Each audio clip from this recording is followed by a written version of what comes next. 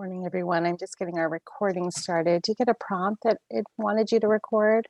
Yep. Yep. Okay, great. Thanks. Okay. Good morning, everybody. Welcome. Welcome to day 2. We hope you all had a great experience yesterday, and we're glad to have you back today. And just be letting people, we've got a few more people joining us.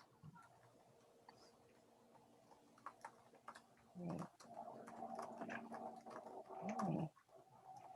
All right, my name is Rena Marie Leon Guerrero, and I'm joined by my colleagues and friend Cassie Borges and Eileen Schwartz.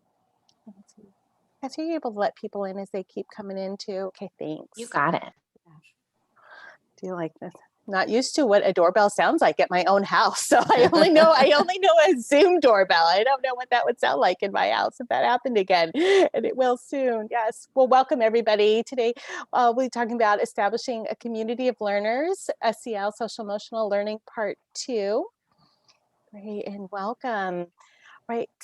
So today here are our objectives, what we're tasked with. Yesterday, Cassie shared 2 of the 5 core competencies, and it's okay if you're here today and you didn't join yesterday. Those slides are available for you to take a look at. And then today we are going to look at the 3 of the 5 competency areas focused on social awareness, relationship skills, and responsible decision making. And then we'll talk about how to support those competency areas across the school, classroom, families, and communities. And then Cassie will share a link. We've got all our resources on a link for you.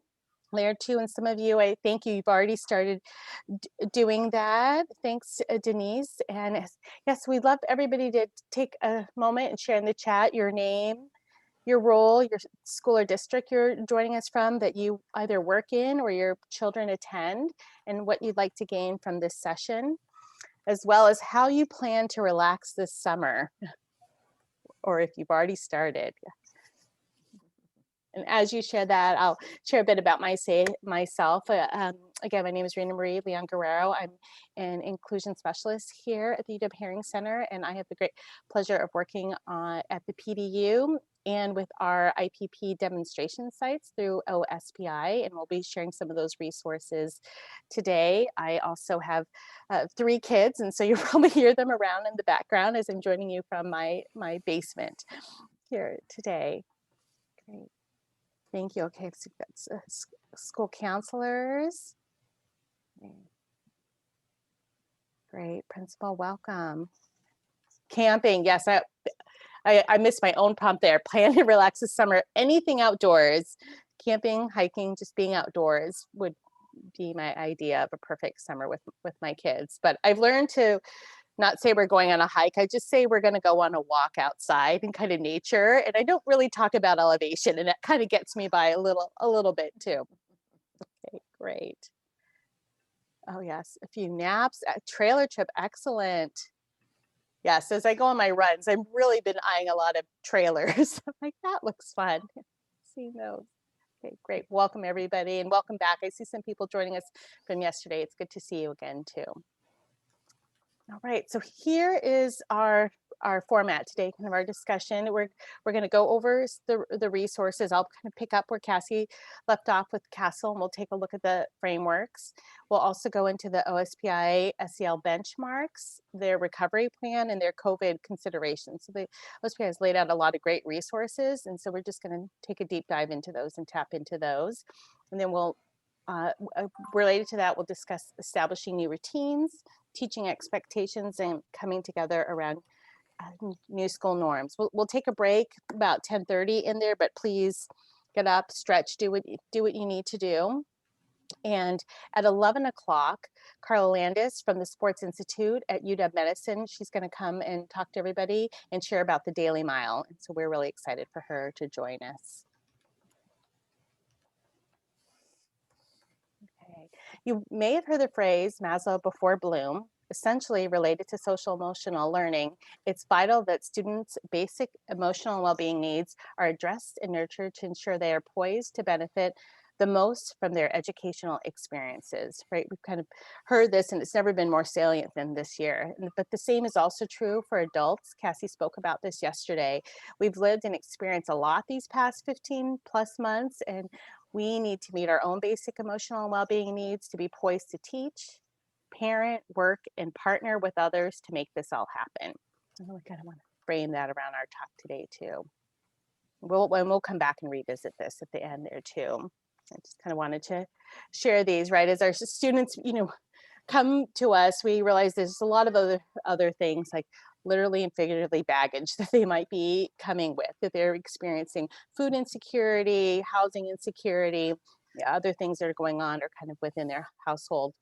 And I've been thinking a lot about what a great intro she had yesterday. But when she shared about there's no pre and post, it's really just ramen noodles. We're all just kind of in this mix. There's really not a beginning or an ending. There just isn't this kind of jumbled up existence here too. I've been thinking a lot. I love how she framed that.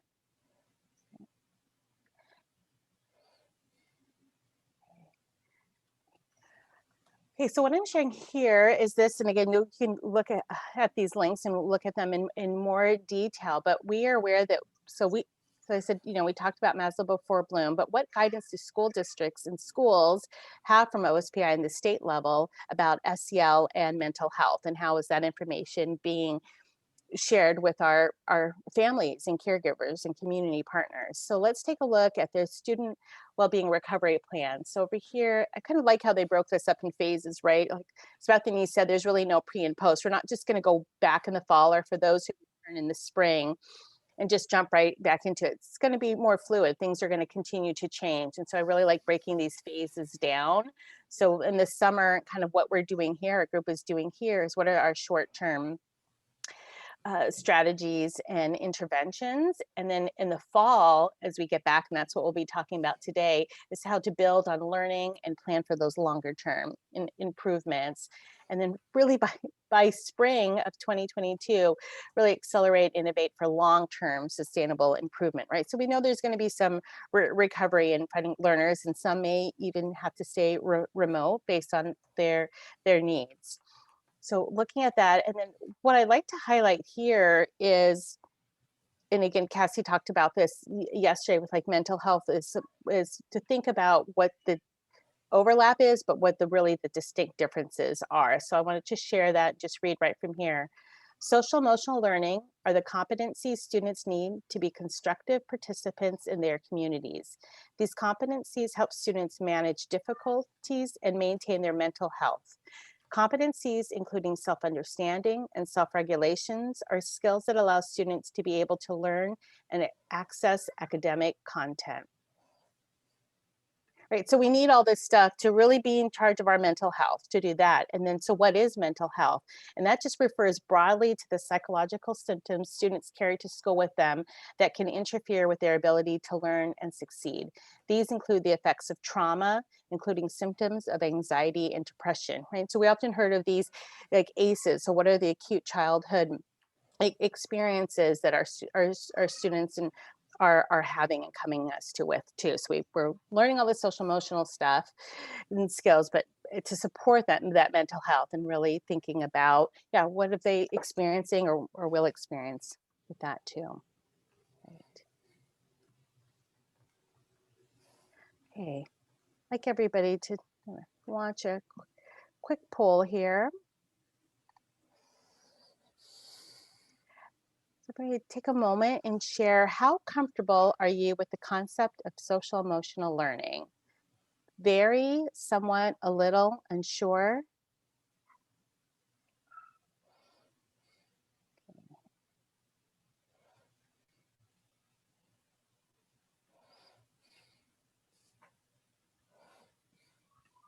Great. Okay, we have some varies, about half people somewhat, and a few people a little. Great. But everybody knows what the acronym means. All right, so that's fantastic. Thank you.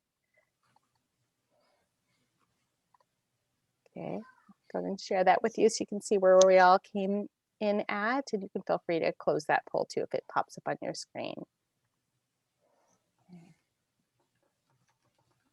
Okay. Now, just so people were kind of vary to someone, and I'm just going to share a brief, just under 3-minute video about social emotional learning, and that just helps to get us all kind of on the same page here.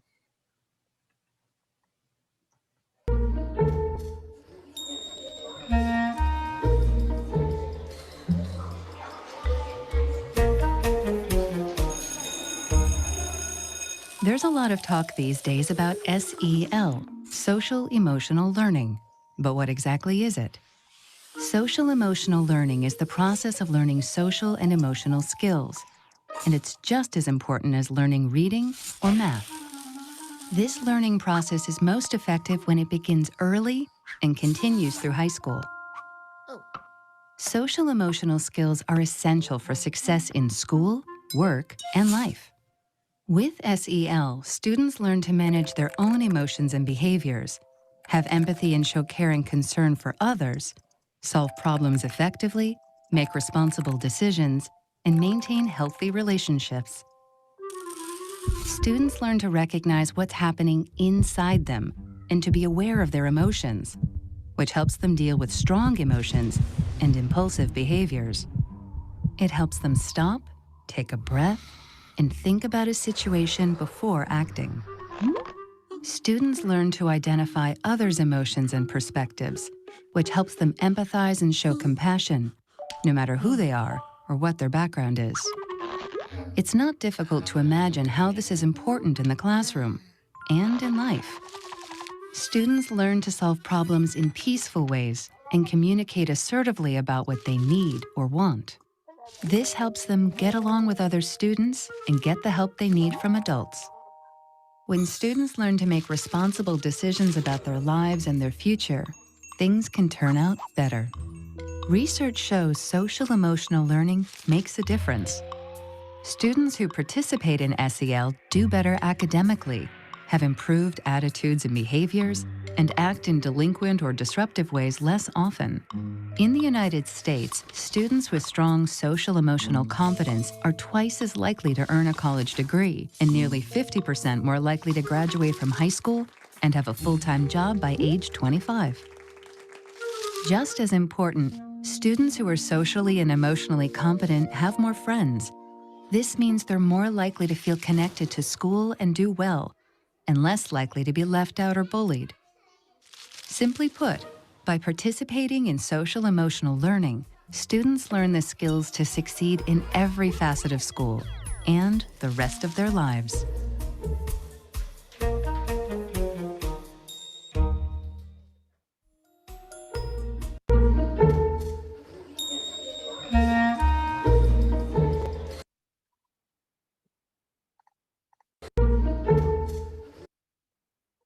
Well, it really wants us to hear that again and again. Yes. Okay, great. As I was taking a look at that, I started my career in education like over 25 years ago. And I remember, I mean, social emotional learning and has always been an interest of mine. And for elementary age, I remember really looking for resources, and people say, I don't really have a curriculum or anything, but talk to the counselor. Here's something on anti-bullying you can take and do something with that, and or things that were really coming from a trauma lens, which is very important work, but not really applicable. And so it's been just, wonderful to see this trend and this continued trend that we recognize and understand the importance, but then moving beyond that. So what is our action, and how are we embedding our social emotional learning into um, into yeah into our daily lessons and everything. And so to support SEL, educators and school leaders and family members really must make these following shifts. So we really move a focus from a deficit mindset to a really strength-based mindset. And I think that holds true for everything, right? That we don't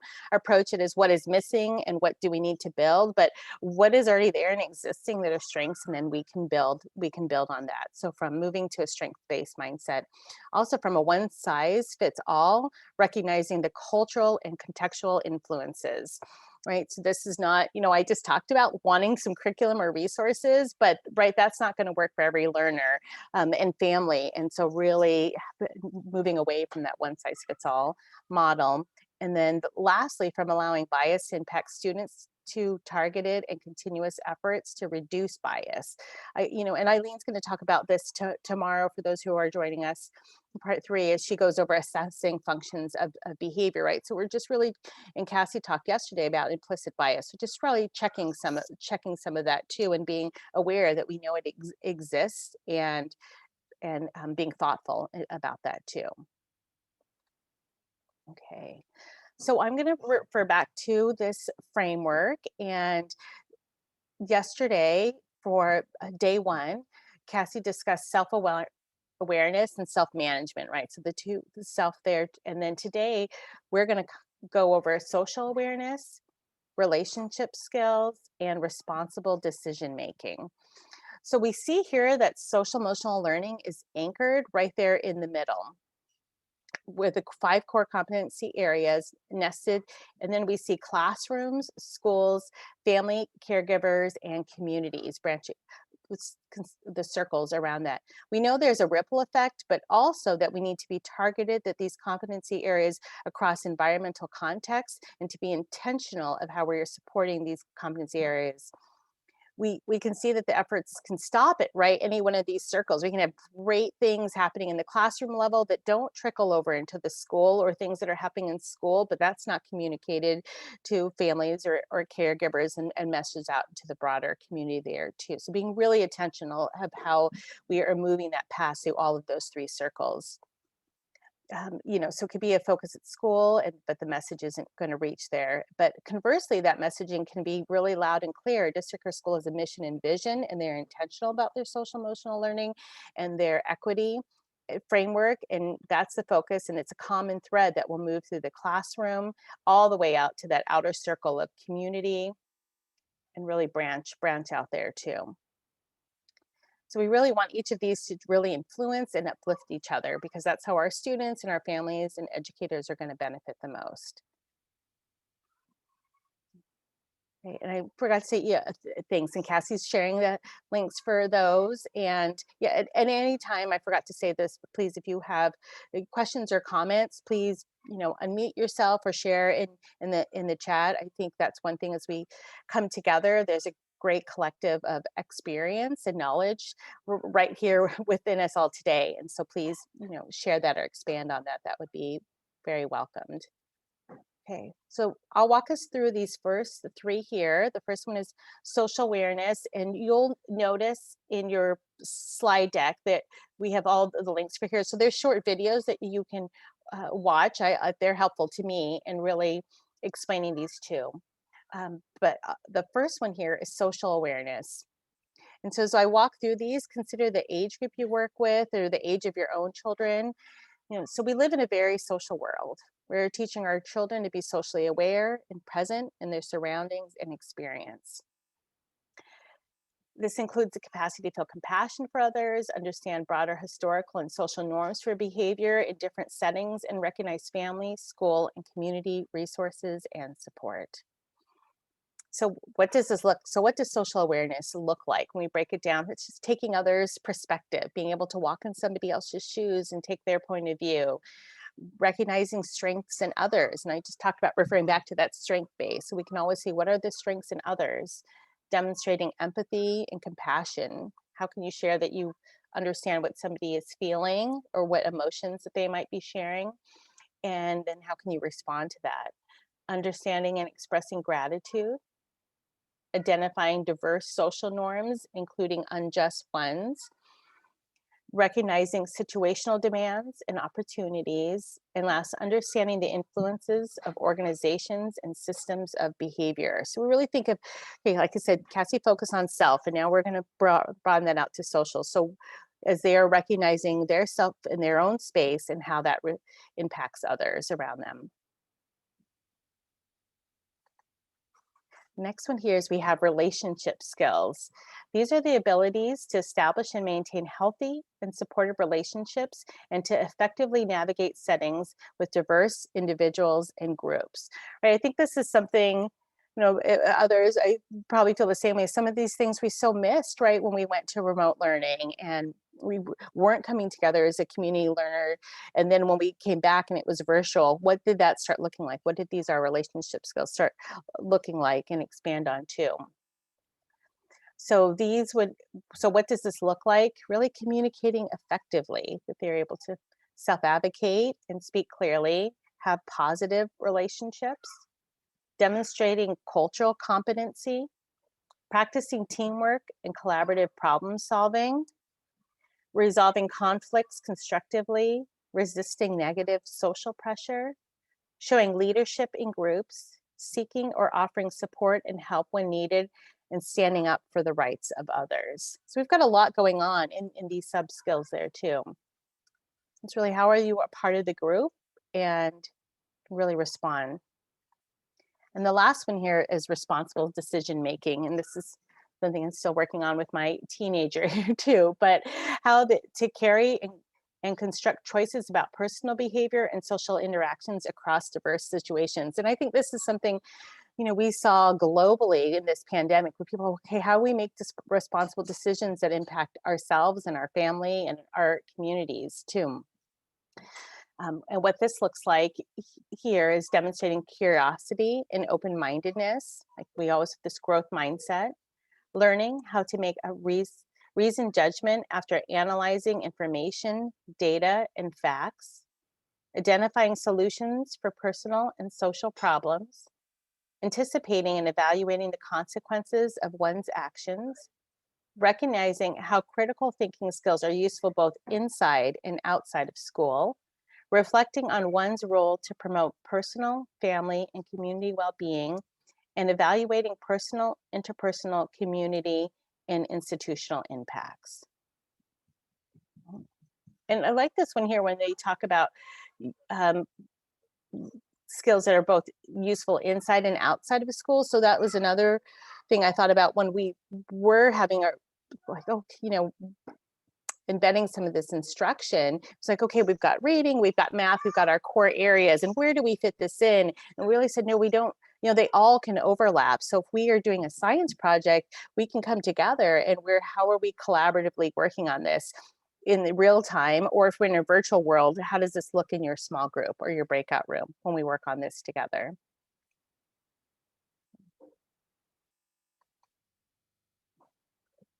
Now that we've covered those three core competency areas related to social awareness, relationship skills, and responsible decision making, let's apply that to the skills adults and children need for living, working, teaching, supporting our own students and our own families, and learning during a global pandemic and social justice movement.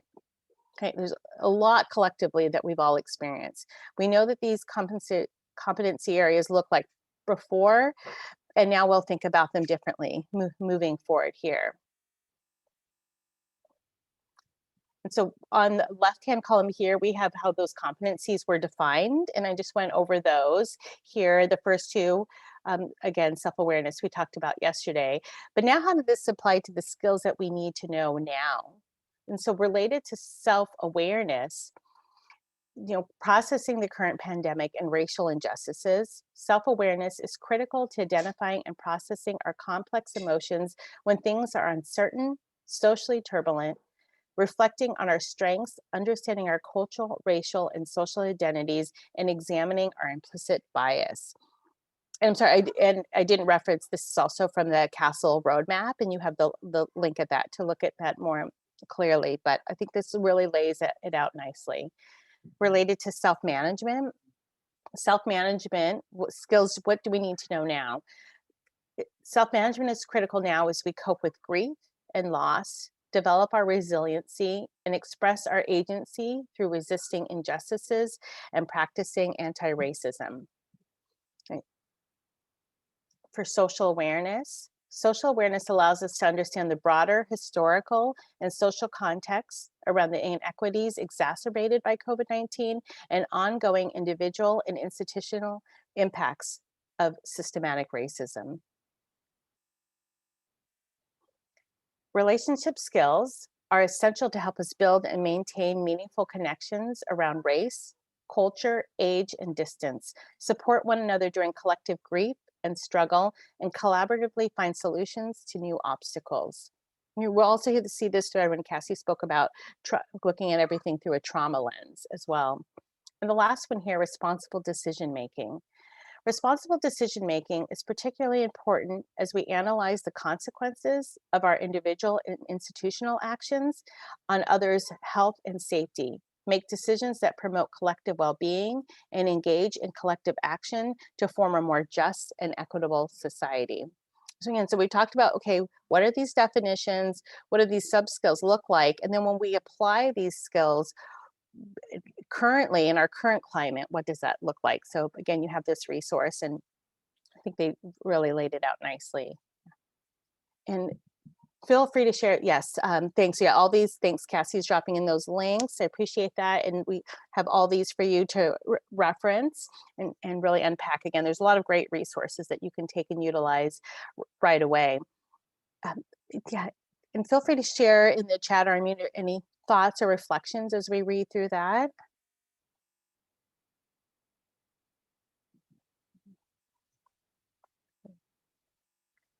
What I'd like to invite everybody to do now is we'll share a link for this Padlet. And I'd love it, yeah, if you can go ahead and just scan this QR code or click on the link. And then on the bottom right, you can just hit plus and add. And what we're talking about right now is you can respond to this prompt. What are you looking forward to next year? Okay, and we'll take a few minutes to do that. Hold up here. Can everybody see the live Padlet? Okay, wonderful. All right. Back to normal. Oh, children in school. Yes, mine stayed remote all last year. Yes. No more teaching on Zoom. Yes, I want to use my green screen for a tablecloth. I have all these ideas of what I'm going to use my green screen, but is when it's not behind me. Well, that. Oh, this is wonderful. Let me. Great. Yeah. And if anybody would, you can take a moment to go ahead and comment and share those. Being with children in person and having authentic interactions. Celebrating everyone's resiliency this past year. Building a community of learners. Supporting the diverse needs of our students. Great. Being with kids again. Following all safety protocols and modeling. Time to be together, celebrations. That's a lot to look forward to.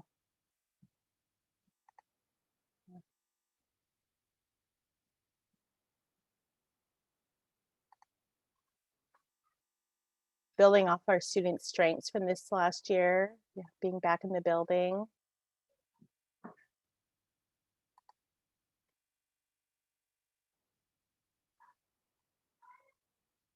Hopefully by providing consistency so needed to return back up by starting and ending school in the same format.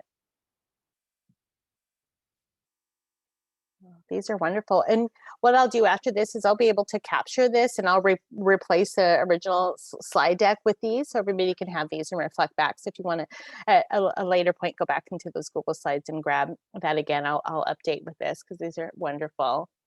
Yes. So I'll keep it live, keep dropping it in there. Thank you. Yes, because what I'm seeing here too is, right, everybody is looking forward to returning and maybe or have returned, but just really feeling optimistic about what's coming on. Oh yes, thanks, yes. And feel free to drop it in the chat if you can drop it in the chat if the Padlet link is not working or if that is more convenient for you, feel free to do that. Thanks everyone.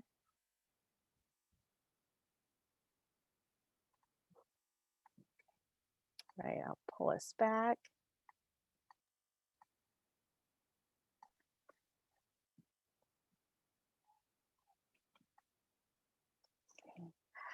Right. Just kind of reset a little bit here. We've gone through in the social emotional learning framework. So the SEL framework, we've covered 3 of the 5 competencies, so we know the 5 competencies now. And now we're going to take a look at Washington State benchmarks and practices and partnerships and see how that really overlaps. So we know what it is in theory, but yeah, what guidance are we getting from the state, and what does that look like in practice?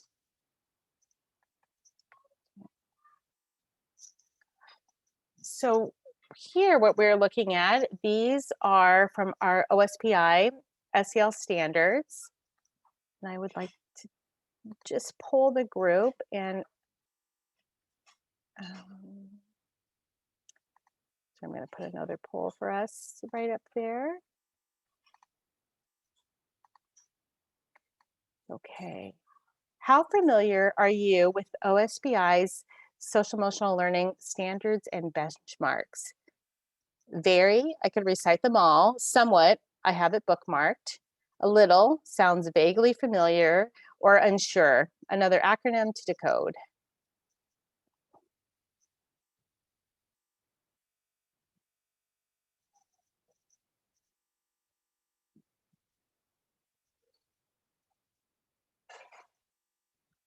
Great. Okay, let me uh, go ahead and share that result with everybody. Okay, here's how our group shared that's about 45%. So it's somewhat. So there's awareness there too, a little, and really unsure. And so we'll be able to share that. And again, the link is there, so you can go into them a little more deeply. Thank you.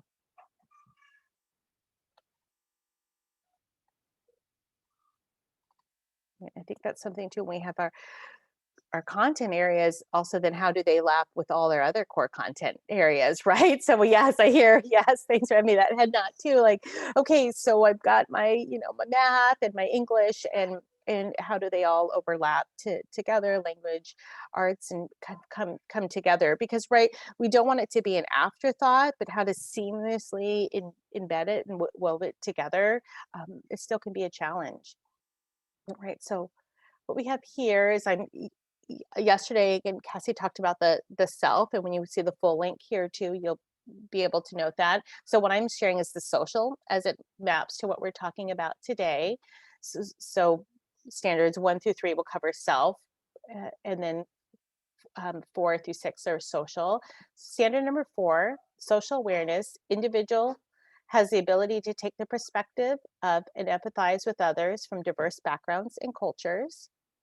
And standard 5, social management. Individual has the ability to make safe and constructive choices about personal behavior and social interactions. And 6, social engagement. Individual has the ability to consider others and show a desire to contribute to the well-being of school and community. So as we look through those, are people able to sort of notice or see how that overlaps with Castle? Like some similar language, but some differences there too. But now they've really broken it down a little bit further. So we just talked about Castle says these are what these are, and then our benchmarks go even down further. So when you're demonstrating social awareness, what does that look like for our learners?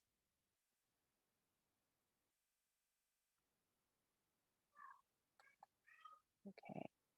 I'm gonna I'm gonna take us into a deeper diver of just one of the benchmarks. We'll look at benchmark 6, social engagement, and 6A on social engagement demonstrates a sense of school and responsibility. So we're going to see a scope and sequence in this detailed.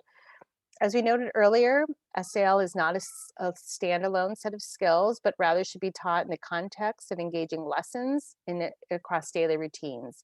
As we take a look at social engagement, share out how these indicators can show up in academic lessons, school interactions, and community. What competency or competencies does the benchmark align to? So we talked about social awareness, relationship skills, and responsible decision making here too. So as we look at our indicators, we have here on the far left, early elementary. So what does that look like for our really young learners? With adult assistance, I can describe how my own behavior influences school and community. And then to late elementary, like 3rd to 5th grade, I can identify the aspects of school and community that are within my control. Then middle school, I can generate ideas that will enhance or improve how the school and community operate and function. And at the high school and young adult, I can engage in ways to improve school operation or community functions by engaging and actively pursuing the voices and ideas of peers and adults. Right. So yeah, at the high school, we're talking about being, yeah, their involvement in clubs and school leadership. And then down here, kind of early adulthood, just I'm sorry, early childhood, with an adult assistance describing how my behavior influences school and community function. Was that helpful? Was that not helpful?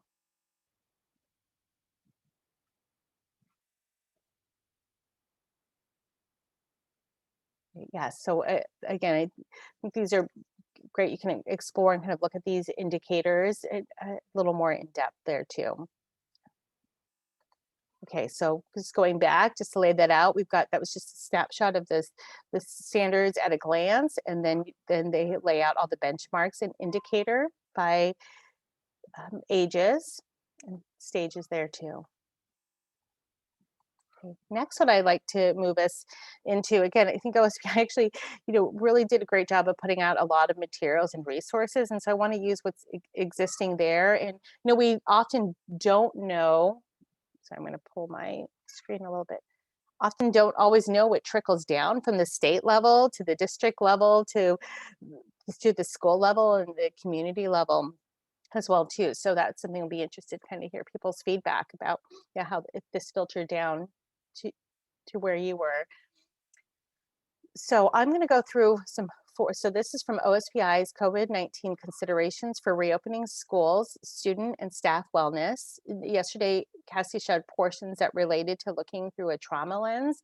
And today I'm going to look at, they put this together, a nice checklist for things to consider, some questions to consider when you're welcoming students back. And I starred or highlighted ones that I think are applicable to our discussion today around social emotional learning and those three core competency areas too. So as we support transitions back, um, we'll consider um,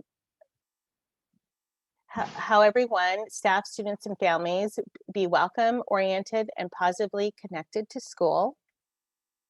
What outreach will be made to those students and families who were expected but did not return? How will staff minimize problems during daily transition times, before school, during breaks, class transitions, lunchtime, and after school? How will staff provide students non-disciplinary for those not adjusting well? How can we incorporate social and emotional learning activities into every classroom at the beginning, middle, or end of every lesson? What structures, activities, and programming will we have in place to facilitate a culture where everyone feels safe, valued, and cared for? What resources, partners are available to assist students who may need additional services? And what training will be needed to prepare staff to provide social emotional learning, use trauma-informed practices, and build a positive school climate? Okay, and that was, for reference, that was page 6 and 7 on the COVID considerations. Now I'll walk us through reopening with a sense of excitement and renewal. So we kind of reflect back on that Padlet and what people were excited about and looking forward to being back in the building, being back together, having authentic interactions in real time. So how do we keep that excitement? And because there's still a bit of anxiety and worry too, right? We're trying to stay excited, but there's other things pulling at our thoughts. So some questions to consider is, how can our leadership team encourage staff to view this as an opportunity for our school community to come together to promote safety, wellness, and a renewed vision for the upcoming school year? How can our leadership team show all staff that their voice matters? And how can the leadership collaborate with staff to inspire student, family excitement about the school year? Right. So thinking back, I can keep referencing back to that castle framework when we think about those circles and really visualize that. So we're not just talking right at the school level, but how do we reach out beyond the classroom, beyond the school, to families and communities and the larger community? So as we think about, after school programs that were often paired within school site buildings and reaching out to the community there too. How can we celebrate the return of staff and students? And I will even add to this as the school year close and my daughter's transitioning, rising up to a new school. But then, really, how can we celebrate that past year in those graduations and promotions, and really celebrate that return? And last, what new traditions can we begin that give staff and students opportunities to be recognized? Yeah, so see even some of those old ways, like how do we re-envision them or make that new? I know in my I have three kids, and my middle, he is in fourth grade, and that was instead of this student of the week, they kind of did like the co-host of the day. And it was great. Like who could be the co-host and could call on people, and there was just a way to recognize different students. And so what that looked like was different, but it was still honoring that same intention of active engagement, realizing how their behavior in fact impacts others. Really something to celebrate. Okay. This comes to us on page 11, which again, I've starred the ones I think are really salient to what we've talked about too. But how do we create these safe spaces, both emotionally safe, but also um, safe for our health as well? So physical health, emotional health too, mental health. What do we have in place to support students and staff who appear deeply sad, withdrawn, or in distress? How are we bringing in like that wraparound services? We've school counselors involved, other people um, that can support there. What community resources do we have to support staff and students? Are our counselors and social workers or family advocates situated to handle many individual counseling sessions with students in need? What do we have in place to support tier three, our MTSS students who we think may be at risk of harming themselves or someone else? So we're looking at that top tier on their MTSS models to need more focused support. Another question to consider is, have we made time for our counselors and social workers to address the mental health of students through tier one instruction, whole group guidance, and tier two direct instruction, individual or small group counseling? I really appreciate that in these guiding questions that they reference MTSS, that multi-tiered systems of support, because right, what I envision, and I think that we want all our students to be able to access all those tiers. They're very fluid. You're not just a tier three student or a tier two or a tier one, that you're a student that can access any of those. So I think that applies to here. Some students may be needing some tier two instruction, maybe needing some tier three supported tier one, but it's very fluid, and that will change and being able to move out between that. So I really think it's important that they reference that here. So we're not thinking about it just as an instruction, but in our social emotional support. Okay. And the last one here is re-engaging students. Questions to consider. What am I doing to create a physically and psychologically safe classroom to support students in both learning brain and survival brain, right? So we've heard of that flight or fight. What's going on there too? So yeah, when you're that learning brain, or I always think of it as that rational brain, and that survival brain a little more irrational there too. How are you going to respond? How are we engaging our students in a manner that honors their voices and choices?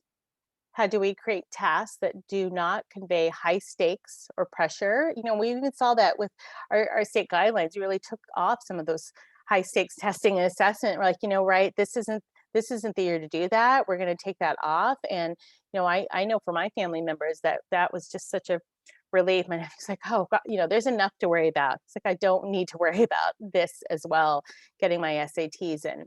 So yeah, how can take off that pressure? And I really think there's going to be some lasting impacts, or at least that's what I would like to see, some of these lasting impacts of how we reimagine these high stakes.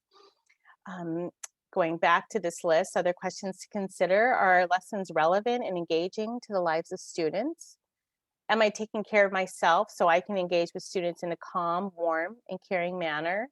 And how are we going to communicate to students the various help supports they can reach out to schools if they are closed again? Reference more things there too. So, if everybody could just do a brief you can share in the chat or just put like an emoji, thumbs up.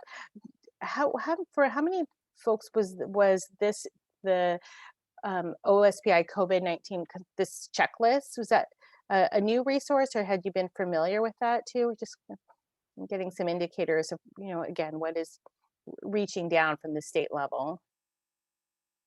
Okay, great. A lot of new resources. Great.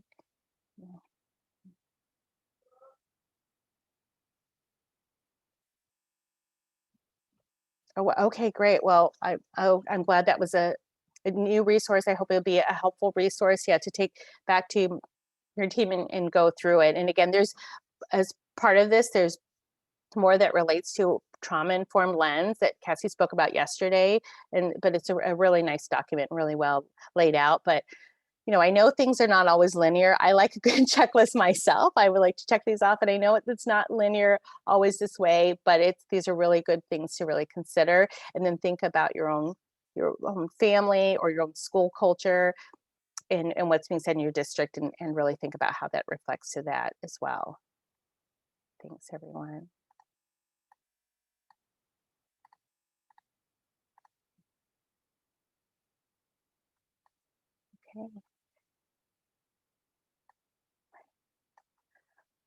Okay.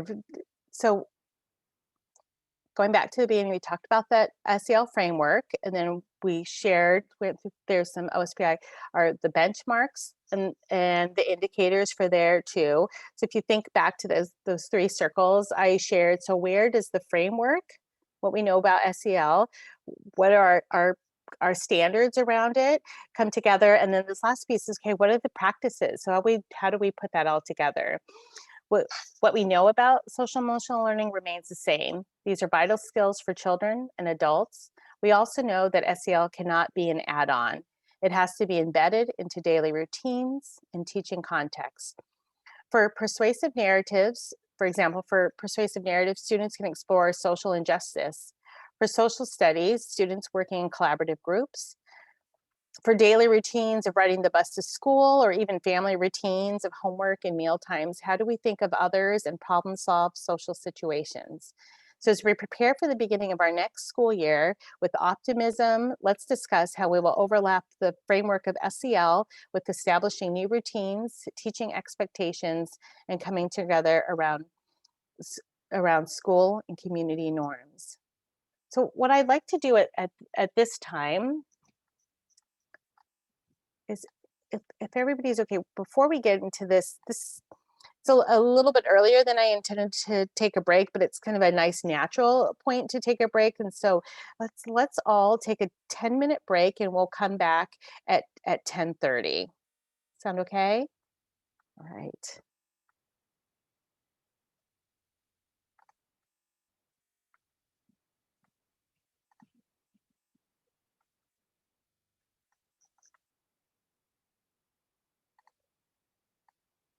Okay. A little timer for you. Yeah. Practice a mindful moment here.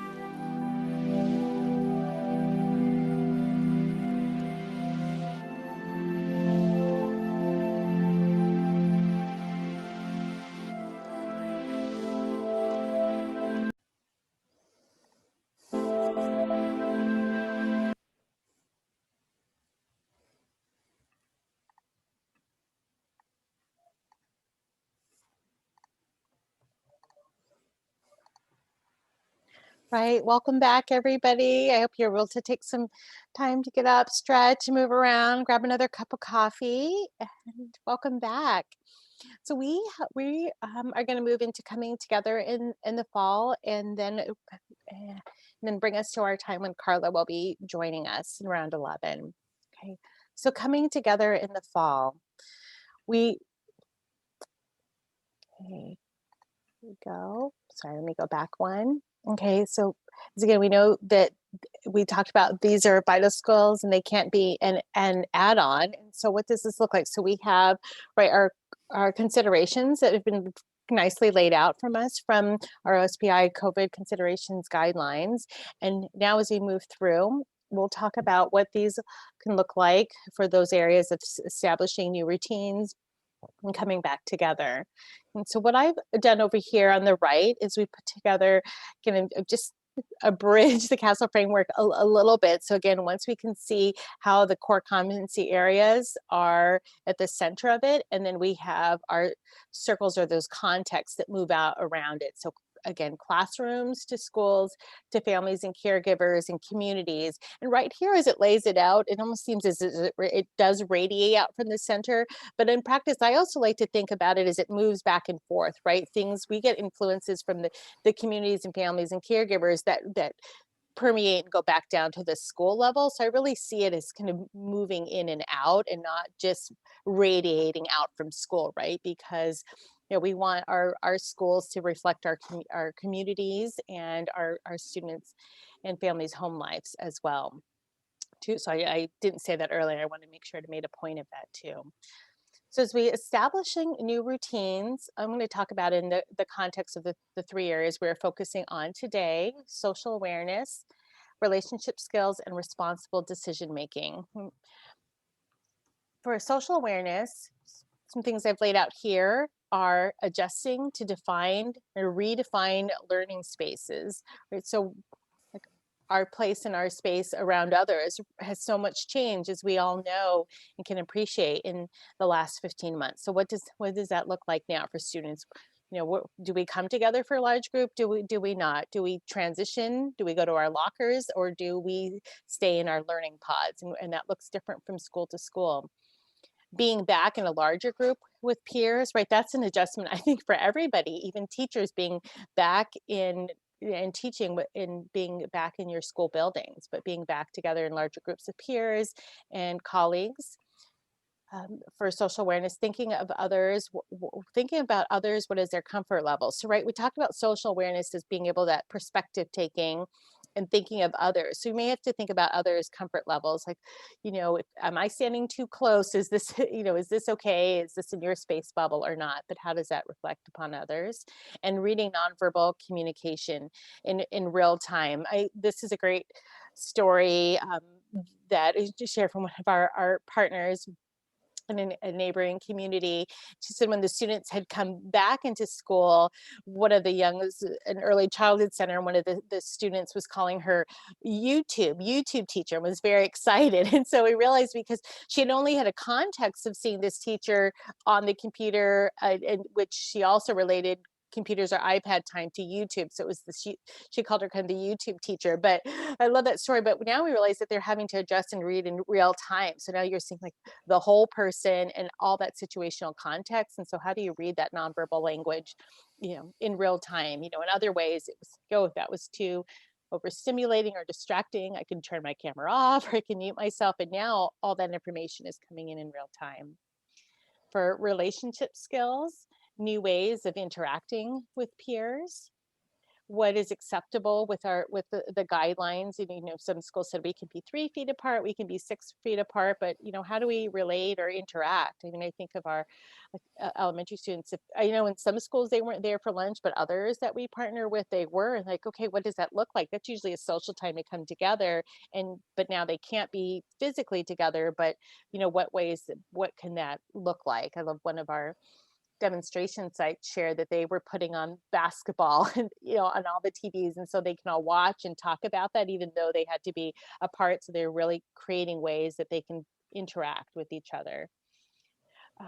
Cohorts for learning and socialization. So how do we breaking kids up and regrouping them. If we were doing, thinking back to MTSS and doing some power reading groups, or moving through, how can we break kids up and bring them back together again? Partnering with families and communities as to those new routines, going over sharing. I think some people shared in the chat, like sharing a social story or the list of expectations to help prepare their students to return to in building, and what that was going to look like and what were those new routines. I think visuals are always a good thing. I appreciate a good visual, but that's been like so important for all of us right now to know as we navigate new spaces, what are the expectations in those new spaces. Lastly, responsible decision making. So problem solving, what does this look like for establishing new routines, is problem solving those safety concerns, considering impact of their choices and behaviors on others, and supporting families in their own decision. Okay, is your learner going to stay remote because you have these family considerations? Okay, we're going to support you in that decision making, and this is what it's going to be able to look like there too. So again, not an exhaustive list, but we're thinking about what this looks like across these competency areas. So I'd love to hear from our group. What else can we add here? What's missing when we think specifically about establishing new routines? What has been your experience, or are you planning for into the fall, or for those who are providing services this summer to students? Feel free to share in the chat or just unmute and share out. A lot of new routines to establish, right? Maybe coming up with new ways to play games that they're interested in playing. Like the kids were really wanting to play tag. So we used a pool noodle so that they could stay distant from each other, but we had to talk about rules of how hard can you hit with a pool noodle and things like that. Oh, that's fantastic, Sarah. Thanks for sharing that. Good environmental arrangement as well, too, right? Yeah, that's wonderful. For us, we've noticed a lot of social anxiety among our 5th and 6th grade students around eating around their peers. So we're trying to rethink that and maybe model more of a high school system where they can choose where they're eating, perhaps, or, in what ways can we be more sensitive to that high level of anxiety around eating. So thank you for sharing that, Paula. Yes, I love that you have an idea of what those routines are, with the best laid plans, but then your students get back into the building. You're like, okay, this is a need that we need to address. And I love hearing that you're responsive to that, instead of saying, this is the way we've laid it out, we're just going to get through it, and saying, like, this isn't working for our school culture and our school community. So what do we need to shift and change? It's a really good example of that.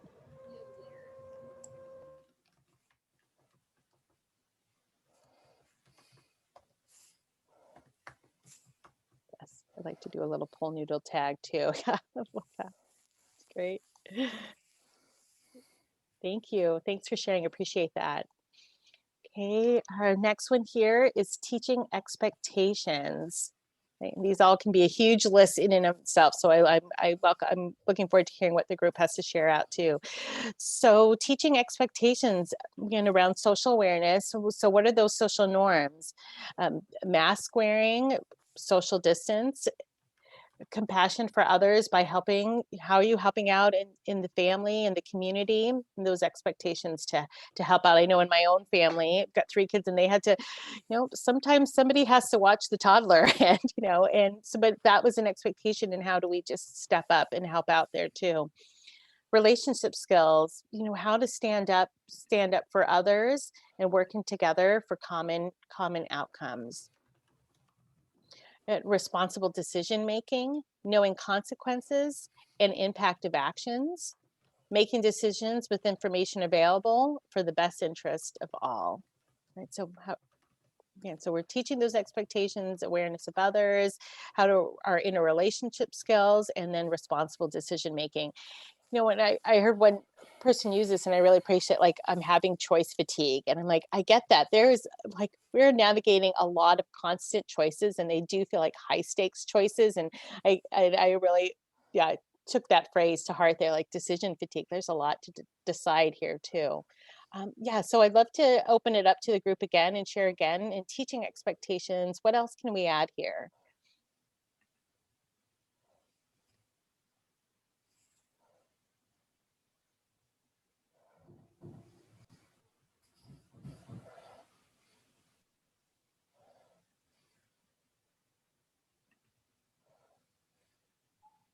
I think this is one of the areas where I like to have the kids help me create the expectations. Obviously, I lead them the right way, but looking at responsible decision making, having them help create those class rules, and obviously things like having to wear your mask isn't a should we have that be a rule? That is a rule, but they can help us decide on like, oh, where could we take a mask break at, and those kind of things. This is just one of those times where I could really see having them help create the norms. Oh, thanks.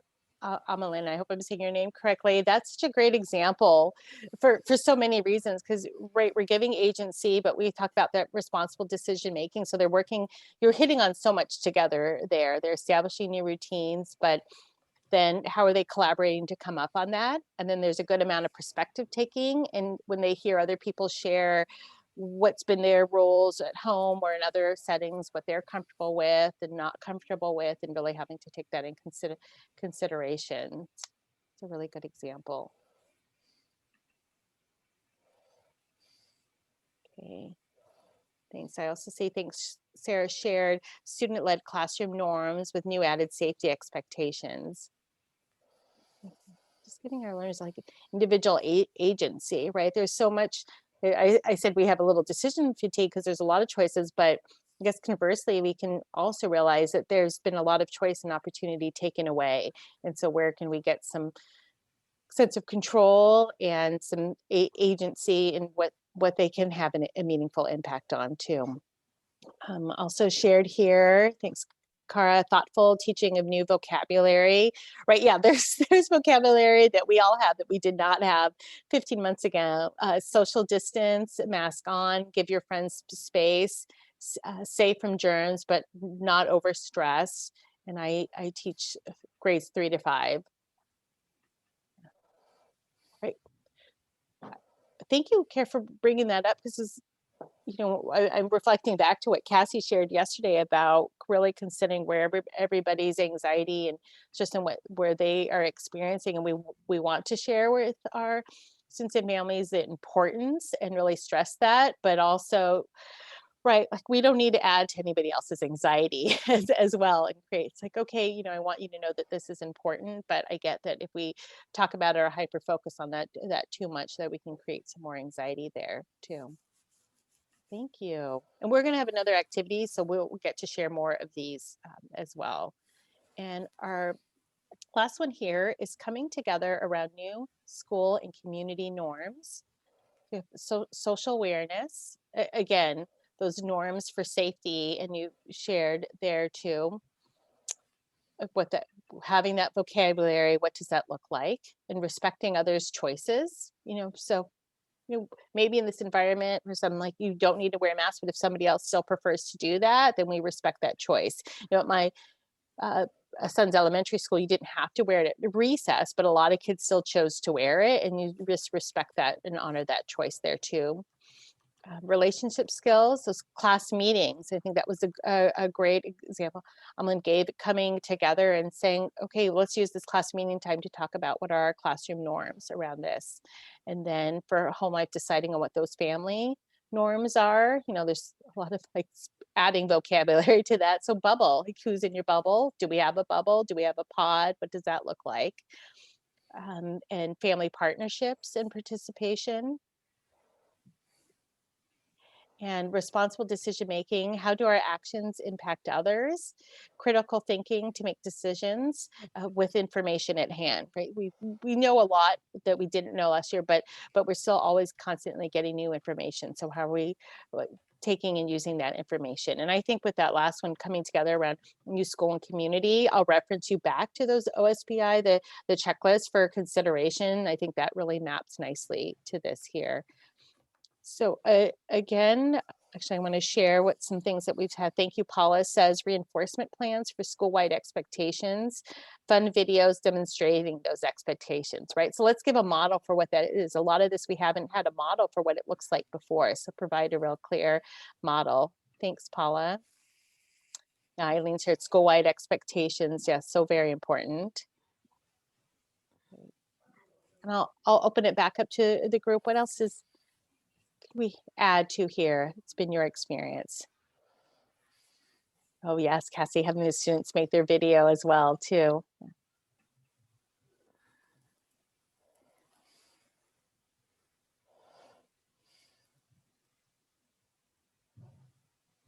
Yes, Sarah, practicing. Practice, practice.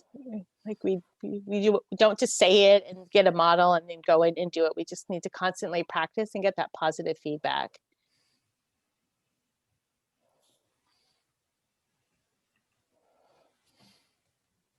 Thank you, everyone. And again, we'll have an activity after Carla speaks to that we can expand on these a little bit more too. Okay. So now where I'll move us to is I wanted to share, you'll have this link in your chat. It's also in your resources list, but check out this. Castle has put this out, 3 signature practices playbook. I think it's very accessible and really user friendly. Go through here, and I've just pulled out 2 to show you what they will look like. So it reads just like a nice lesson plan to me. But for example, if the activity is focused on welcoming and inclusive activity, then this would be 4 corners. They give an overview of what this can look like. Participants reflect on a statement, image, or prompt and move to a corner that matches their choice. There, they share their rationale for choosing that corner or others before the whole group. So for example, if we were all together virtually in the room, when I did that prompt of what would you do this summer, I might create 4 corners in our space. Like, okay, those who are going to be reading on the beach, go here. Those who want to be out in nature and camping and hiking, go here. Those who want to go to a big city, go here. And those who really just don't want to make plans and see where the summer takes them, go here, and then move around to those four corners. And right, and that goes back to perspective taking, thinking of others, how people can have the same or different opinions.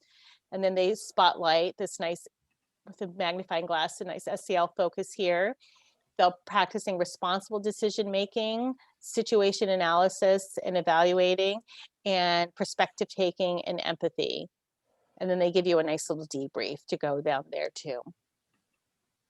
I wanted to share that one, and then I will also share as well. This is another activity from their practices playbook, is engaging strategies, a fishbowl. This activity, I'm going to just welcome Carla in real quick. Participants are divided into 2 groups, and they are seated in concentric circles, all facing the center. The outside circle listens while the inside group has a discussion about a topic.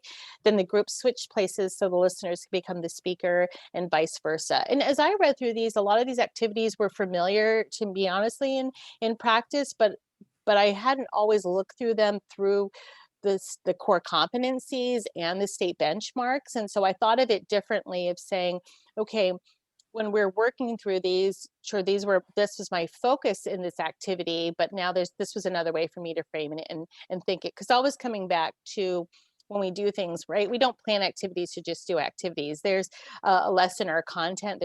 We do it with intentionality. There's a reason, and then that activity comes second. Saying, okay, how can I support this skill, this learning, or this practicing or reinforcing of this skill there too? But yeah, I really appreciated how they kind of clearly outlined it with that too. So again, that resource is there. You can take a look at those activities. I think they'll be very applicable to our group today, given the age group that we are with. And then, so what we are gonna hold on that. I'm gonna stop my share real quick and pull up another slide here.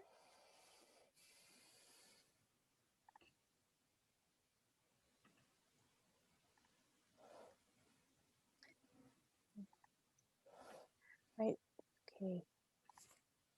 Thanks, everybody. So at this moment, I would like to welcome Carla Landis from the Daily Mile, and I've shared her.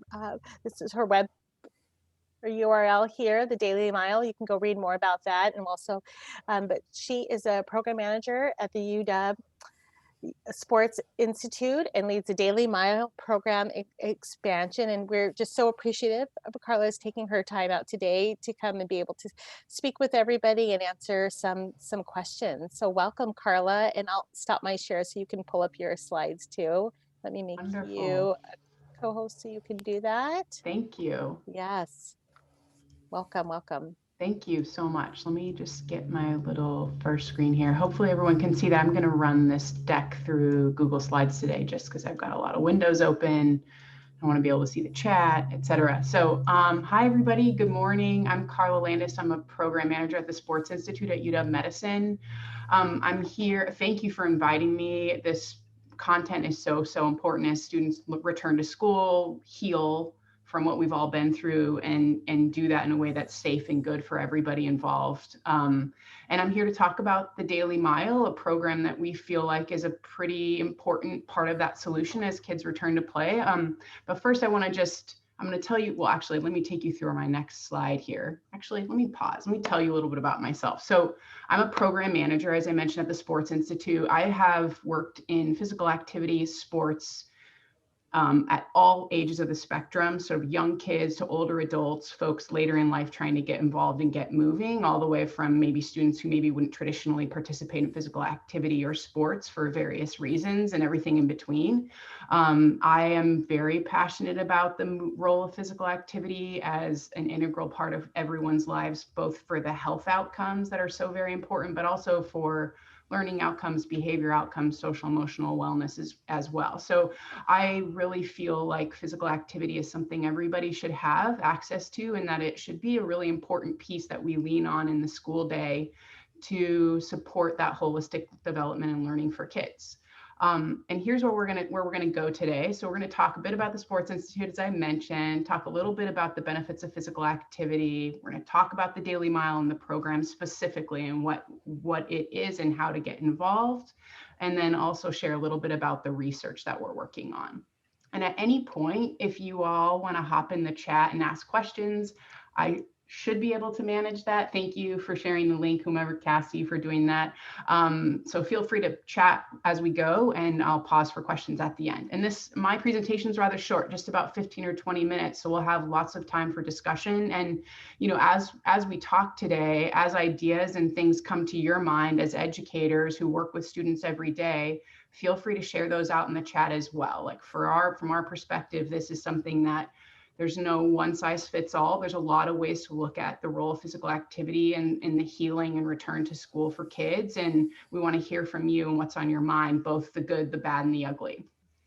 Okay, so we'll keep going here. So the mission of the Sports Institute, like I mentioned, we're situated in UW Medicine, and our mission is to expand participation and safety in sports. And from the perspective of sports, we quickly find ourselves working in physical activity, both for the health and wellness pieces of that, but also because physical activity is an important piece of sports participation. So we have this sort of unique lens on sports. We work in traditional sports, both sports safety, sports policy, emergency response to sports injury, so very traditional sports. And we also work outside of the traditional confines of sports, straight up in movement. How can we get more people of all ages moving with regularity in a way that's good and healthy for them so that they can live healthier and more productive lives, but also so that they could potentially maybe play sports or do something more organized down the road. But really, our ultimate goal is health outcomes when it comes to physical activity. And when we think about schools, we're always thinking about learning outcomes, behavior, and social emotional learning as well. So going on to, here's just a very sort of distilled graphic here around what we think the benefits of sports and physical activity. We would also capture play in that sort of set headline. These are the things that are top line for our medical team, is that we know physical activity plays a role in better brain function.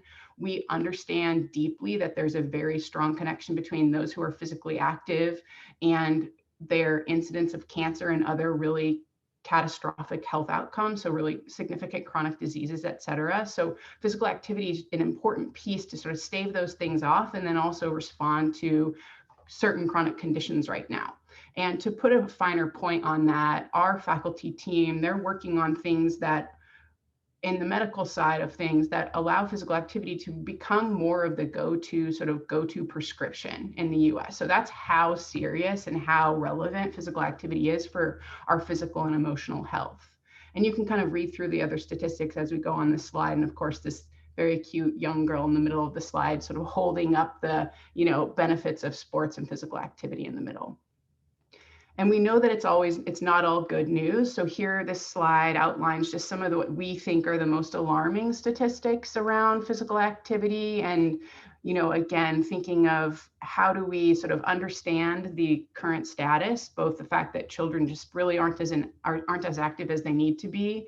That applies to adults and kids of all ages, and that there's just this general trend towards inactivity and sedentary lifestyle. So as we understand the hard truth of that, our team thinks critically about what are the solutions that we can employ that will help sort of turn the tide of inactivity to produce more active daily living.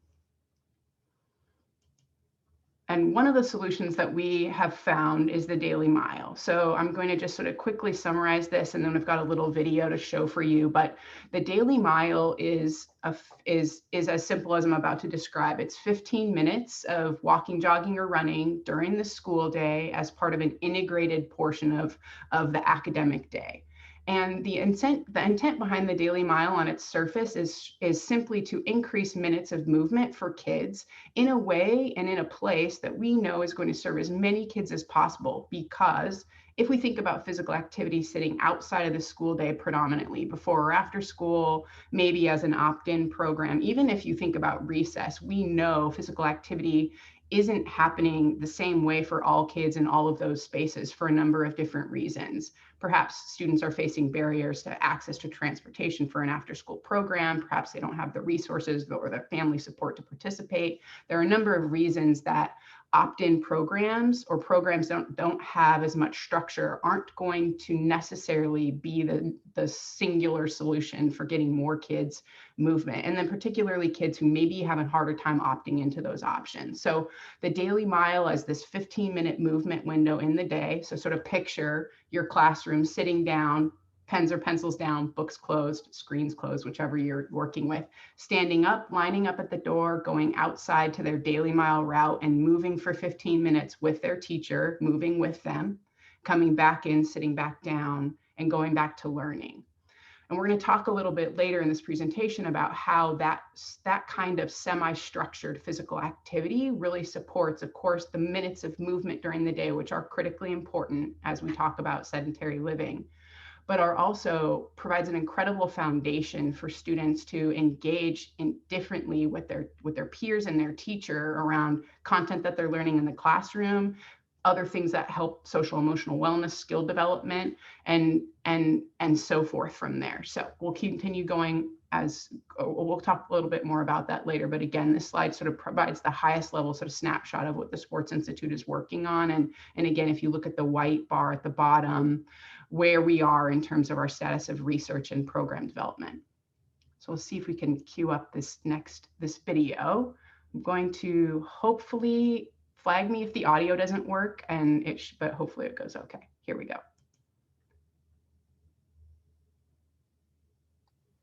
Looks like we need the audio, Carla. No audio? No audio. Okay, great. Hold on, everybody. Right, Thank no you. worries. Thank you. Let's see if we can do this. Thank you. Okay, here we go. This has become routine for these Hazel Valley first graders. It makes your muscle feel better and it makes you strong. But it's not a part of PE. I just knew immediately that would be something my students would benefit from and that I would benefit from as well. All right, Cesar. It's a program called the Daily Mile. The goal is to get kids moving for an additional 15 minutes during the school day. They're required to sit and read and all these expectations of them, yet they have so much energy that they need to exert in order to be their best selves in the classroom. We're going to do 1 minute of mindfulness. Even though this seems like a simple solution, Our class charter. it's effective. Feel happy, proud, calm, kind, thankful, and prepared. The Sports Institute at UW Medicine is partnering with the Daily Mile, researching how to best optimize the benefits of the program. And that's where Research Director Christine McDonald comes in. In particular, in primary schools, we're seeing kids are more focused in the classrooms. They are doing a bit better on some of their educational milestones. They're meeting their physical activity and education milestones better. Not only that, Tanya has seen a social and emotional benefit. So when we're running or jogging, I try to check in with as many students as I can. And as a result, I feel like I have a better understanding of how they're coming in each day feeling and what I can do to support them throughout the day. Which ultimately sets them up for success in the long run. This is a nice way to start our morning. From the UW Medicine newsroom in Seattle, I'm Katie Chen.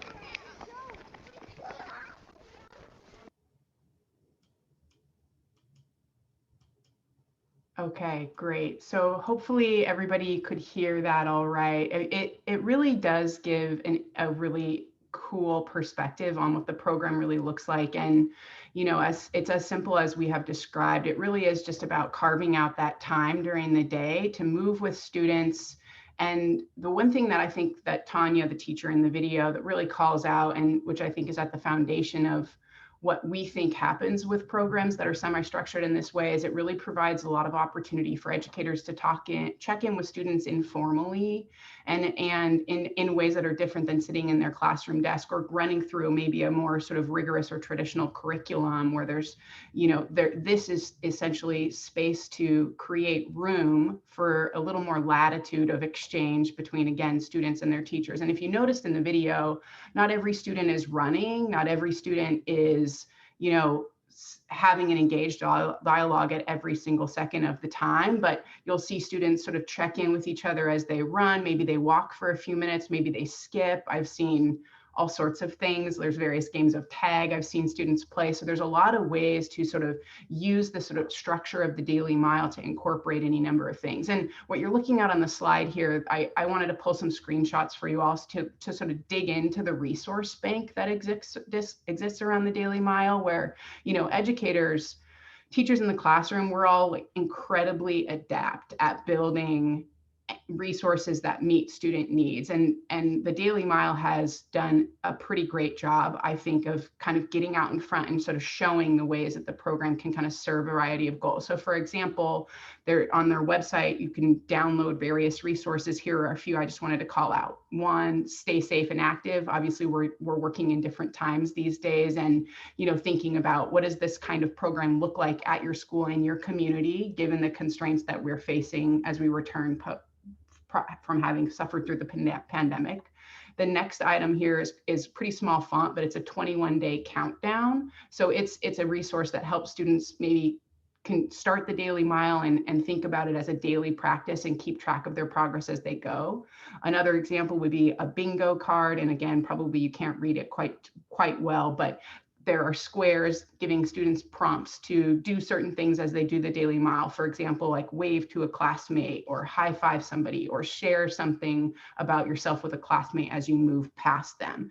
And then another last example is a kindness calendar. And the kindness calendar, I wanted to spend a little bit more time talking about what it includes. And really it just outlines a grid of things you could do as a teacher with your students to help students work in groups, to help students have discussion topics, to help students think about how to compliment perhaps themselves or a peer, to help students encourage each other, and to help students achieve acts of kindness. So you could take kindness out and you could supplement any other sort of outcome you might have for your students and sort of build a place for them to work through that or reflect on that through the Daily Mile.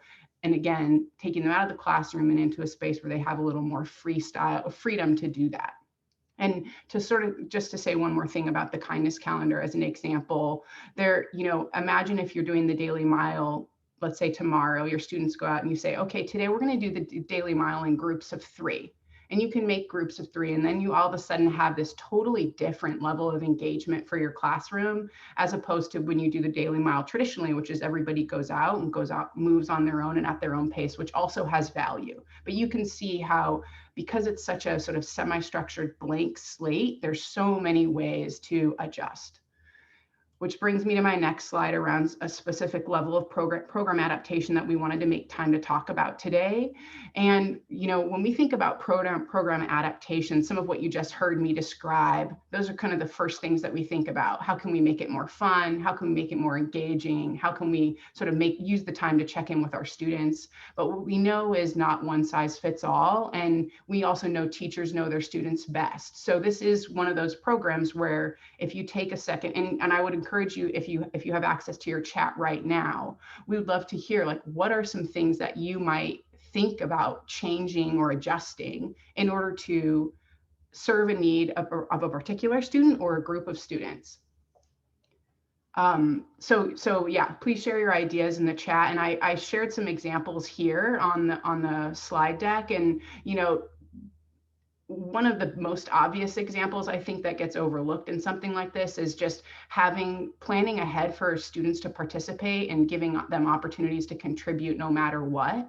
And so if students, let's say if someone wants to sit out for that day, what happens? And creating space for them to participate in a way that works for them and on that day and in that moment, that takes a little bit of forethought. But otherwise, I think giving educators the permission to flex as needed on something like this is important in order to get a program like that is physically active, rooted in physical activity, up and running. So feel free, please, to look through these examples. And then the other thing I wanted to point out on this slide is there's a screenshot to the right, which is a kind of a sneak peek on a resource that we're building out, actually in collaboration with the Herring Center and the UW Autism Center and a number of other experts across various fields, to really be explicit about adaptations that can come into play to support students' needs, to essentially save educators a little bit of time and sort of creative thought to sort of connecting those dots. Okay, any questions before we move on? Feel free to unmute and ask your question or hop in the chat. Great. And then I think I see in the chat too, someone had suggested just offering another type of movement like dancing or stretching. Absolutely. That the movement break is the most important piece of this, but it doesn't have to necessarily always be walking, jogging, or running. Or wheeling. The reason we like that is because it's just extremely well known. Most people know how to move in that way or move their body over a certain distance in the way that works for them. So at a baseline, it's a little more accessible. But again, modifications depending on the student population you're working with will have to be considered, and there's room for that. Okay, just a couple more slides here. So the last thing I want to leave you with is just a perspective that we're holding on research. So as we think about the program and sort of help the program become a little more integrated into the US school system, we're also thinking about, from the research side, tracking what the feasibility is, what are the exact benefits in terms of behavior, social, emotional learning, and academic performance. We're also looking at equity from the perspective of participation. So as programs like this come onto the scene and as physical activity becomes an integrated part, are we doing that in a way that serves all students, or are we doing that in a way that serves only some students? So keeping our eyes and ears open and mindful about growing and pushing participation in an equitable way so that we have all students and as many students as possible participating. The other thing, as you see on the bottom of the slide, that we're in researching is we are interested in understanding what school-based physical activity looks like from the perspective of the classroom teacher. So typically physical activity happens through PE. So what the Daily Mile is doing is kind of turning that on its head. It's saying, yes, PE is very important. It's a critical foundational piece of the school day, but is there a way for us to have a more active learning environment through instruction and guidance of the classroom educator? And that's a profound shift. And there's an incredible amount of research that suggests the active classroom is incredibly good for all of the outcomes we are interested in seeing. And then what that looks like and what level of professional development are educators getting, and how can we sort of create a little bit of an inroad in there through something as simple as the Daily Mile is something that we're paying attention to as we go forth. And the last thing I'll leave you with is just a connect with us slide is, you know, I myself as a program manager would love to hear from anyone on this call with questions or comments. The Sports Institute in general is a resource for everybody here to consider as you think about the value of physical activity and you think about your own rationale for bringing something like this into your classroom or your school. And then, you know, the Daily Mile website, which I believe somebody put in the chat earlier, which I'm going to do right now, is an incredible resource. And the quickest, easiest way for you to get involved and connected is just to sign up. So you'll see what I just did is chatted a sign up link. And as soon as you sign up, essentially what happens is you'll be on a listserv with the Daily Mile, you'll get information and newsletters sent.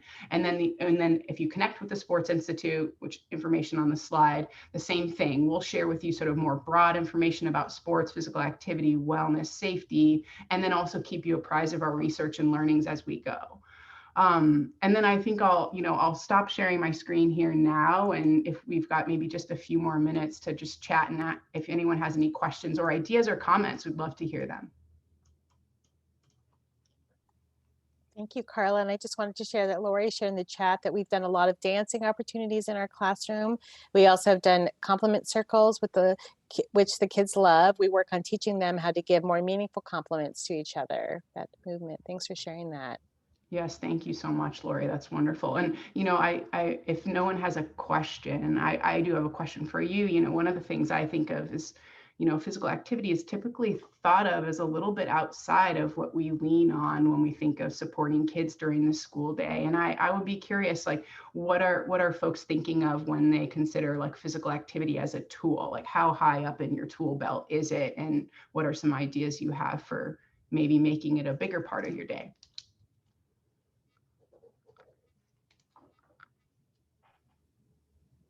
This is actually kind of related to my question. So I wholeheartedly agree that the physical activity is really important to have as an integrated piece of the school day. I have students that have done Girls on the Run, and I've seen big jumps in terms of their mental health awareness and just their ability to relate to other students who maybe aren't the most like physically active students, right? There are maybe the students that don't play on sports teams traditionally, but it's been a way that they've really felt connected to their bodies.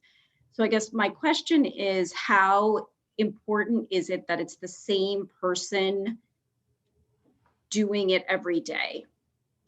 Just because so I'm the counselor at the school, so I can imagine doing that sometimes, but I can't do it every day with them. So That's a great question. So, you know, the Daily Mile is essentially intended to be something that happens at the teacher's discretion as part of the standard learning environment day. So just like math, just like reading, just like lunch, the Daily Mile happens. Maybe then we have another lesson on sort of circle time, et cetera.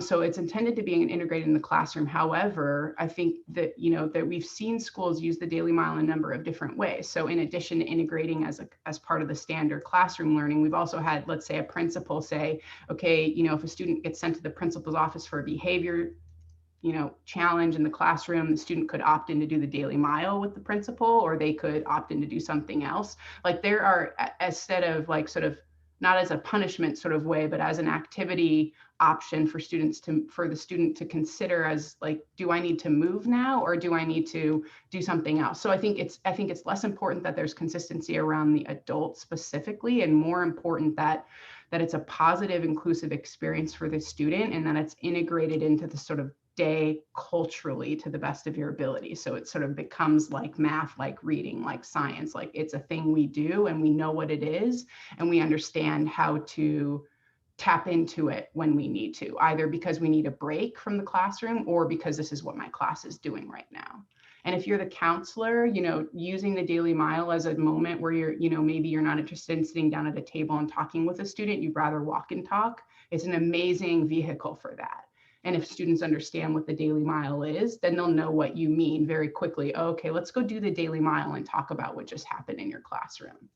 And we've seen students do that actually too. They'll say, you know, a teacher will say, hey, you know, please stop talking in the back of the classroom. And I've personally overheard students say to each other, hey, let's talk about that when we go do the daily mile. You know, so there is some really interesting and beautiful like reinforcement of you as a student school counselor using it as a sort of shared, not like shared language, like students understand what it is. And might, you know, and we're going to walk and talk, or we're going to jog and talk. Great, thank you. Can I add something? So I have been a special education teacher in the inclusion program at Seattle Public Schools. And I think that this is a really great way to, it's a really great inclusionary practice, because a lot of the students that I work with have a lot of needs. They have energy, they need to get out. And so a lot of them have to leave the classroom to take their breaks with the special education teachers. So by embedding this into the day, then that kind of eliminates that stigma for the child of having to leave to get their needs met. And also this year, I got the PTA to fund a sensory path, or the materials to make a sensory path in our school. So we created a few different paths around the buildings in hopes that gen ed teachers can also use them with their students, you know, as they're transitioning to the playground or different parts of the school throughout the day. That's amazing. Thank you so much for sharing that. And, you know, just you make a really great point. I mean, so many great points, particularly around the path piece, that the daily mile typically works the best when there's a designated route that everybody they learn the route, they understand what it is, and maybe the teacher mixes it up occasionally because that makes it fun. Like truly, if you run the opposite direction on the route, it's all of a sudden more fun that day than it was the day before. So, you know, but I think that knowing you know, having sort of a pre-planned schedule, integrated, sort of anticipated part of the routine and the route included in that is so huge. And, you know, to your point around the sensory integration piece, that's significant. Congrats on that. That's awesome. Other questions, comments? I know we're maybe a little over on time. Wondering how, let's see. Oh yeah, anxiety who aren't included. Okay, great question. So there's a question in the chat around just the anxiety around physical activity for maybe students who aren't as inclined to be physically active. One of the most sort of critical pieces of this, I think, is just essentially that it's always fun and always positive. And if we just sort of all take a moment to think about what that might mean when we're talking about a physical activity, we all know from experience that every physical activity is not always fun and not always positive. But when we think about the daily mile, and that's what we're trying to achieve, this will always be fun and always be positive to the best of our ability. And that means if we have a student who maybe doesn't want to participate that day, that we might have to be okay with them doing an alternative activity, or maybe even doing something else, like perhaps they're standing on the side counting laps for a few days, or that that they can walk and take breaks, and that we're just a little more conscious of having this be a participation ramp that's appropriate for them, and to be really thinking outside of the box around what that might look like given your student needs. And based off my experience, and you know, someone can maybe correct me if you feel otherwise, but because the daily mile happens with such regularity, even I've never seen a student sit out for longer than a few weeks. And a few weeks is a long time if we're not prepared for that. But if we see a student sort of sit out and maybe opt in to say, I'll be the lap, I want to count laps today, or I want to just walk to there and I'm going to come back and sit down. But because it happens every day, eventually students will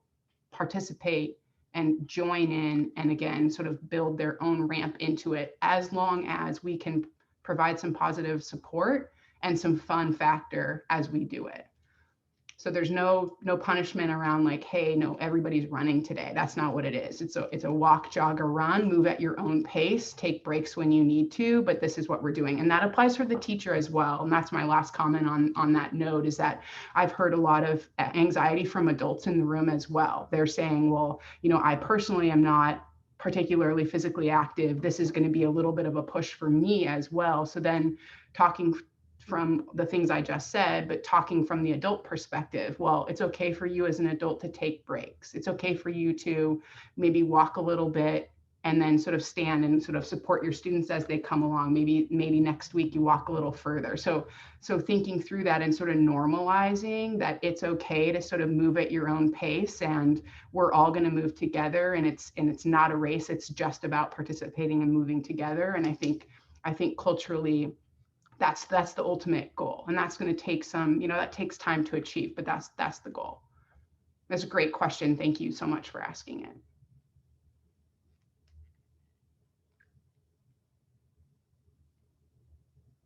Any other thoughts or comments? I know we're over here. Wow. Well, thank you all so much. This has been wonderful.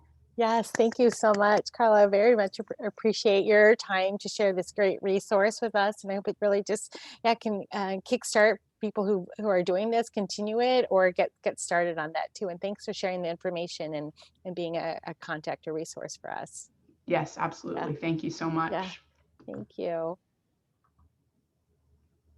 I think there's so many ways that what Carla spoke about ties into our discussion today around social emotional learning. The two big takeaways I have is that, right, we start these skills really young. We're not waiting until they're older to start these foundations and creating that. So it goes along with that we're starting this, really young. It's routines and it's practices and getting that into habits, and then building and encouraging and building on that too.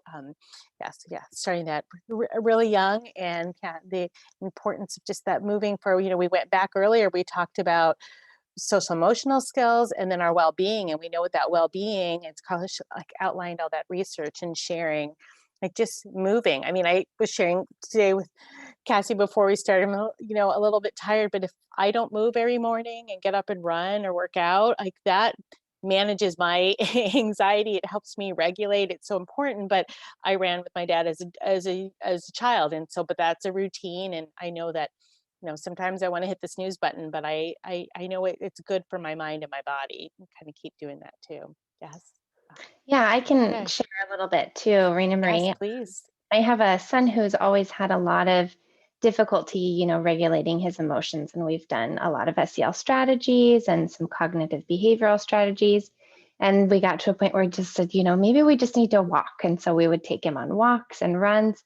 And finally, now at the age of 6, almost 7, he found lacrosse and he's really into it. So when he gets in those moods where he knows he's going to escalate and he knows that it's not going to be a good situation, he'll grab his ball and his stick and just go out back and throw it against the wall and catch it. And it's an amazing tool that he has finally identified internally, really helps him and supports him through, these SEL strategies and being able to regulate and then come back to a situation. So it's vitally important that I've noticed at home, let alone in the classroom. And as a BCBA, that's one of the first things I've learned to ask too is, okay, it sounds like you've got a lot of behaviors going on. What is the activity level? And a lot of parents say, oh, I don't know, and that's a really big part of helping all of us regulate these emotional difficulties that we're coming across. So I love this connection that we've made today. It's really great. That's such a great example too, Cassie, because as you were sharing that, I was also thinking about how those opportunities for movement in our normal routines, we haven't had those experiences. Like, kids aren't going out and having recess, moving around, even the small transitions, lining up, walking into the school building and walking home at the end of the day and things like that. So even more important to get that activity too. So many great takeaways, and thanks for everybody's shared some great things in the chat. I encourage everybody to scroll through that and take a look at that. Oh, wonderful. Thanks again, Carla. All right, everybody, I'm going to go ahead and bring us back to an activity here.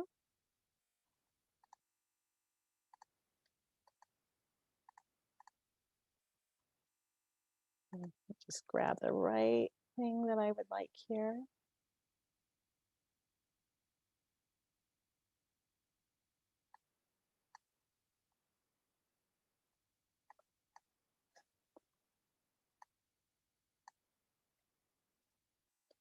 Actually, I'm going to do it a different way. Let's just launch it there. Okay. Great. Okay, can everybody see the join the Padlet screen? All right, wonderful. So And this breakout group, we'll put the link to the chat, and what we'll have you do, you can link or use that code, is we're gonna pop you automatically into breakout rooms. And through this time, let's take around 10 minutes and share here too. There's a lot of great ideas that were already shared, so you can capture those again in this Padlet. Just copy and paste some of those ideas that were from the chat. But as we come back and welcoming a community of learners, share in what ways that we are establishing new routines, teaching expectations, third column here, coming together, new norms. There's more social emotional learning considerations. And then I added, Carl's great talk here, like what are the movement opportunities and activities that we're embedding throughout the day. But this is for everybody. This is our platform here. So feel free to just go ahead and click and add a column there if there's more things that come up in your group and discussion. So yeah, as you kind of go through it, we'll just go ahead and pop that on there too. Okay, great. So somebody had to jump off there. Okay. So for yes, so yep, you can go ahead and just pop those in there too. So I can just put right in here, like noodle tag. There we go. There you go. And pop it. All right. Okay. Any questions or comments before we break out? We'll come back together at 11:40.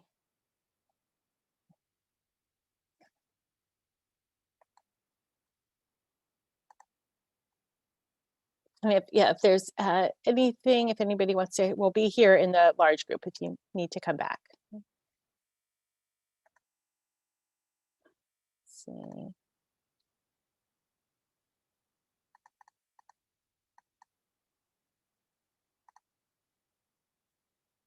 Okay, here, off you go.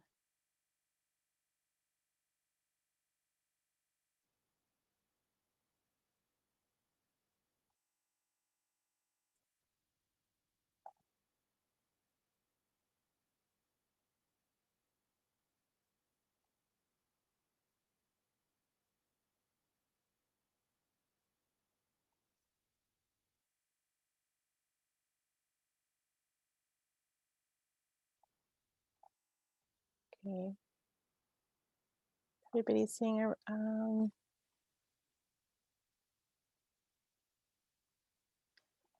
see, maybe I might have to I'm gonna just assign people. Here we go.